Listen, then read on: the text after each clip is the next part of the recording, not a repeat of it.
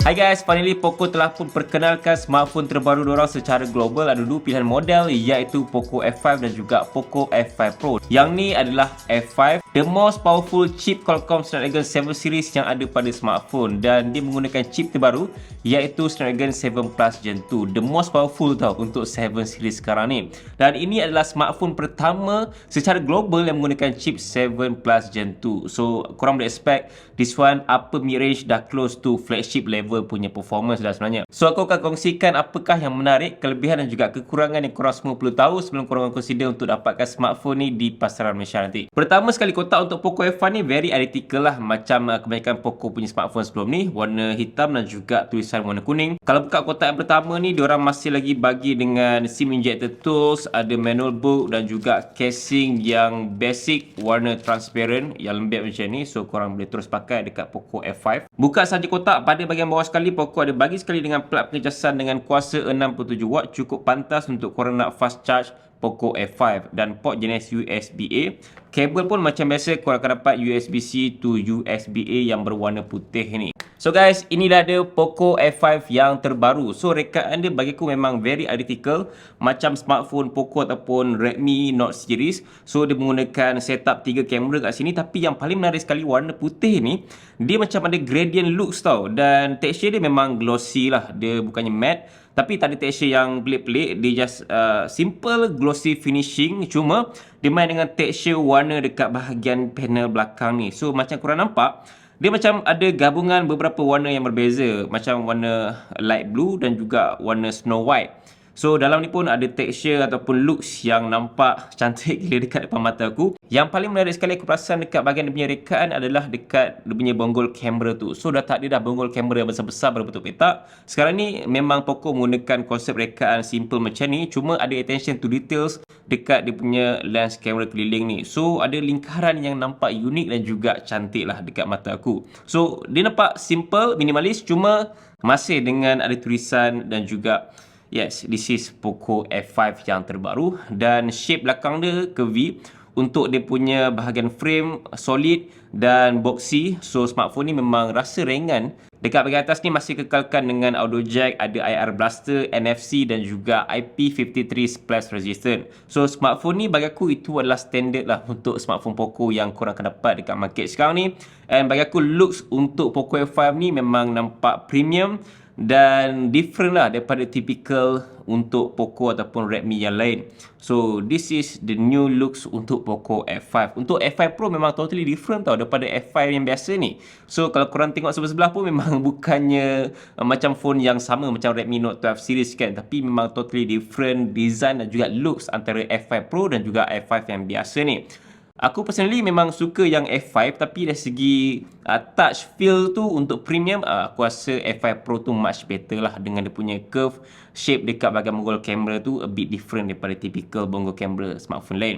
And untuk bahagian lain, smartphone ni menggunakan side mounted fingerprint scanner, memang cukup pantas untuk korang upload dia punya screen. Ini memang typically korang akan dapat pada Poco ataupun Redmi, dan kita boleh expect lah benda ni adalah pada penyematan costing dia. So pada bahagian skrin hadapan menggunakan Flow AMOLED yang bersaiz 6.67 inci Full HD+, refresh rate 120Hz. So Flow AMOLED ni apa benda sebenarnya? So aku difahamkan yang Flow AMOLED ni dia memberi kelebihan untuk lebih durability pada ketahanan skrin dia. So dia ada layer plastik lah dekat bahagian dia punya skrin hadapan. Yes, mungkin color dia a bit different daripada AMOLED yang lebih mahal, tapi this one more durable dan juga costing tu lebih murah sedikit. So bagi aku in terms of color profile dia untuk display dah cukup cantik untuk sebuah phone upper mid range macam ni tau. And then dia punya slim bezel dekat bahagian keliling ni tak nampak tebal dah. Kalau korang tengok dekat bahagian keliling bezel ni, memang nampak yang dia punya bezel dah lebih nipis daripada typical phone mid-range sebelum ni. So feels ala-ala macam flagship tau untuk dia punya bahagian display tu sendiri. Selain tu juga smartphone ni menggunakan kecerahan mencecah 1000 nits of brightness. So cukup cerah untuk korang nak tengok dalam situasi outdoor, ada cahaya matahari dan sebagainya. Untuk indoor memang cukup terang lah untuk korang tengok segala konten dekat display dia.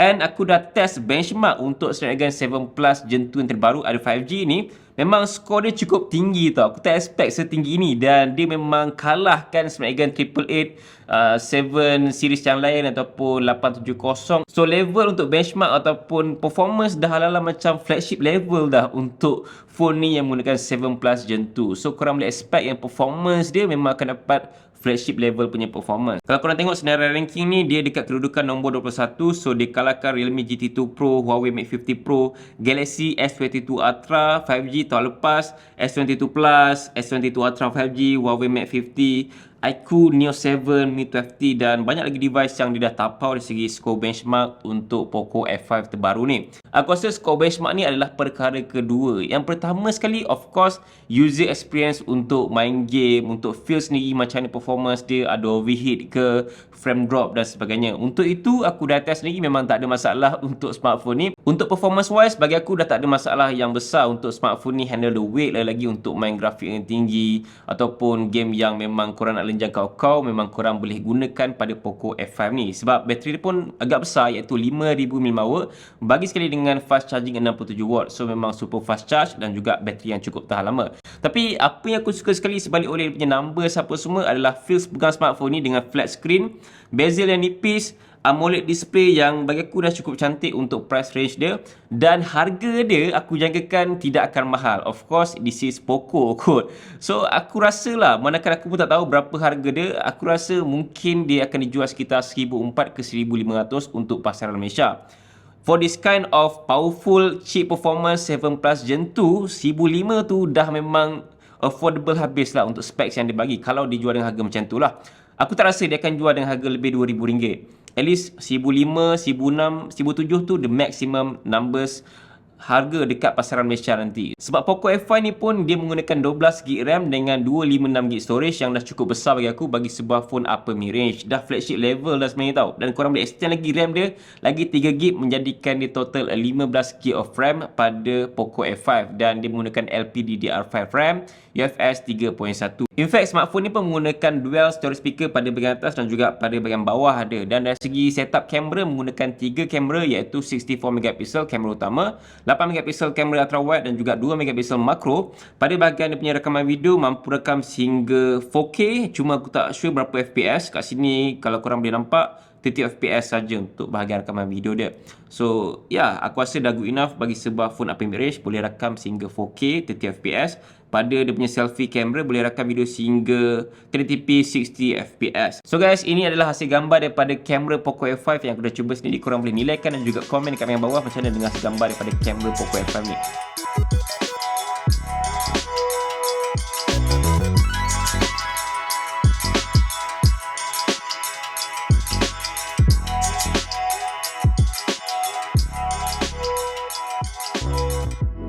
So macam ni guys, hasil gambar daripada kamera Poco F5. Padu ke tak padu? Cuba komen sikit. So aku rasa Poco F5 ni memang amat sesuai lah untuk korang semua yang nak mencari sebuah upper mid range dan macam flagship punya level, performance, specs apa semua dengan harga yang lebih affordable. Macam Poco F5 ni dah cukup lengkap dah bagi aku dari segi hardware. Software dia gunakan Android 13 yang paling latest, MIUI 14, dan aku rasa dari segi display dia adalah perkara yang aku paling suka sekali, dan itu adalah antara selling point yang terbesar juga untuk Poco F5 ni sebab dia menggunakan bezel yang nipis, AMOLED display 120Hz, dan desainnya cukup cantik dekat mata aku sendiri. Dia nampak different dan juga very identical lah. Kalau nampak dah tahu lah ini adalah Poco F5. And then some more, aku rasa dia punya fast charging bateri yang besar tu adalah perkara yang memang korang nak kena tengok juga pada smartphone ni, and gunakan setup 3 kamera 64MP.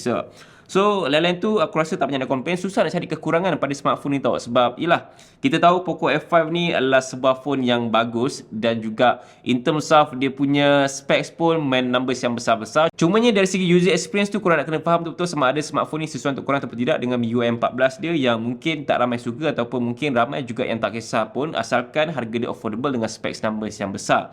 So kat sini korang nak kena tahu sama ada korang minat smartphone ni ataupun korang ada minat yang lain dengan harga lebih mahal.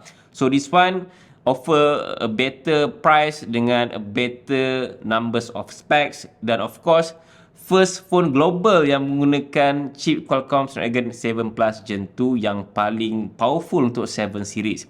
So that's why aku rasa korang boleh consider untuk model ni di pasaran Malaysia nanti bila dah launch. Aku rasa aku suka smartphone ni. Dia rasa solid tapi dalam masa yang sama dia rasa ringan. So dia macam different feels. Anyway, terima kasih kerana menonton video ni sampai habis. Korang boleh consider smartphone ni once dah rasmi di pasaran Malaysia. Aku letak link dekat bahagian bawah ataupun dekat bahagian atas nanti. Terima kasih kerana menonton dan sampai berjumpa lagi dalam video. Assalamualaikum. Bye.